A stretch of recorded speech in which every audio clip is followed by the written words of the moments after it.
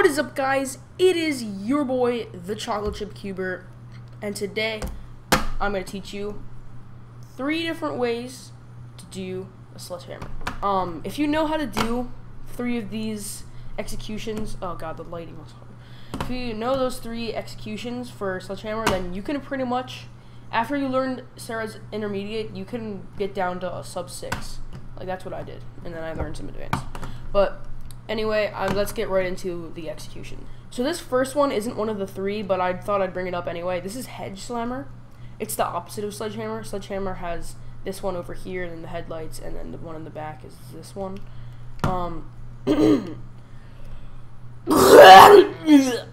Sorry guys, I am sick, but let's keep going. There's only really one good way to finger trick this. I think that Oscar Rolf Anderson came up with this execution, but I have no idea. The way you do this, or you like kind of put these 2 fingers on the corners and then kind of on the edge. It's kind of weird.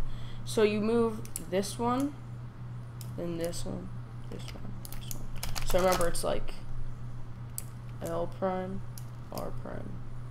Then instead of moving this down, like you'd think you'd move this down like that, that's kind of awkward. So instead you can flick with this finger and then pull up. So once again,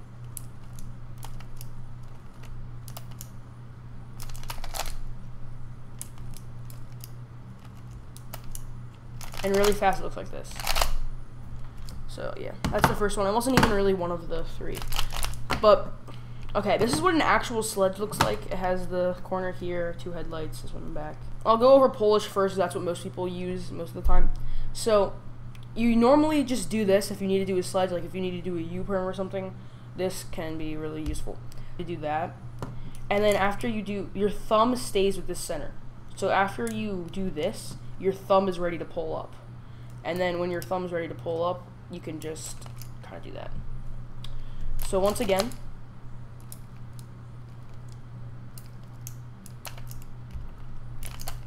I don't know if I'm going too fast, but. And this hand doesn't really move, it kind of just stays there. But yeah. So this next one is called an Otter Sledge. And I really wouldn't recommend these cases unless if you're in a position like this, where like your hand is right here and you don't really want to regrip and then do it. If you didn't know, this is Pure Pie, but that's 2 sledges. So these next 2 cases I would only really recommend if you have a 3 sledge or 2 sledge case. So the Otter Sledge, basically how it goes is you put your thumb here, and you put this finger here, and you have 2 back here, and you just do, and then after you do those 2 moves, your thumb is back, I mean not your thumb, your ring finger is back here, so push and then pull back. And you can use this if you have like a bunch of sledges in a row. It's really easy to regrip.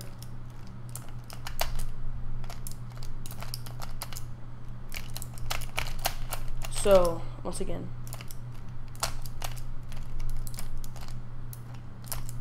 and that can be done pretty quickly. So the next case I have is a Rami Sledge. Now basically, I think Rami Spahi himself is the only person who's actually good at this, but I'll try to give you my explanation. So I'll show you how to do it fast first. Oh, I'll show me trying to do it fast first, and then I can show you how I do that, because I think that's easier to understand. So as you can see, I just did triple sledge, and it flowed alright. They're good if you have a lot of sledges to do in a row. Same as the Otter Sledge, but this is kind of better in my opinion.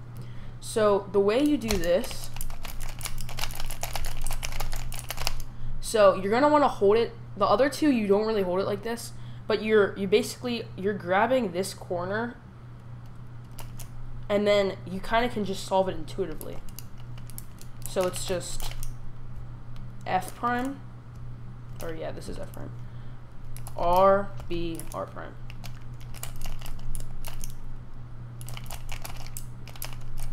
But the main thing that you need to get down is this F prime.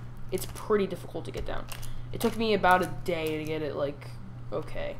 So basically what you do is you put your thumb here, but don't, like, press it up against it. Like, lightly have it above the corner. And then this is what you're going to use. You're going to push this and you see my thumb isn't moving.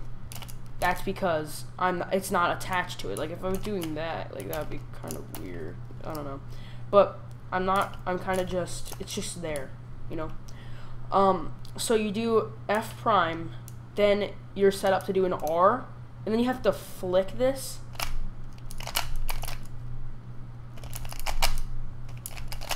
But the second part isn't that hard. It's the first part that's really difficult. But yeah, you can use kind of all three of those. There's not really one that you're supposed to use or one that's better. They're all good in their own way. So like, I'll just do an example solve real quick. Just hand scrambling it.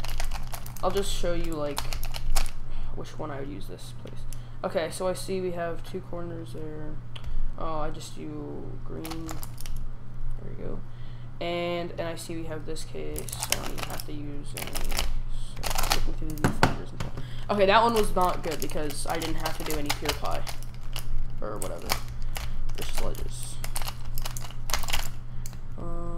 Okay, I see we have this. And for this one, I just do a Polish sledge set up right for a hedge. So yeah, all these finger tricks come in handy really well. This is the way to go if you want to get into Skewb, or even if you don't. Like this is, even if you're not going to get into Skewb, learning these algorithms will make you better. So maybe you will someday. But anyway, thank you guys for watching this tutorial. I really appreciate it. I don't really care if you subscribe or not because I don't really care. And thank you guys for watching. I will see you in my next video. And as always, have a chocolate chippy day.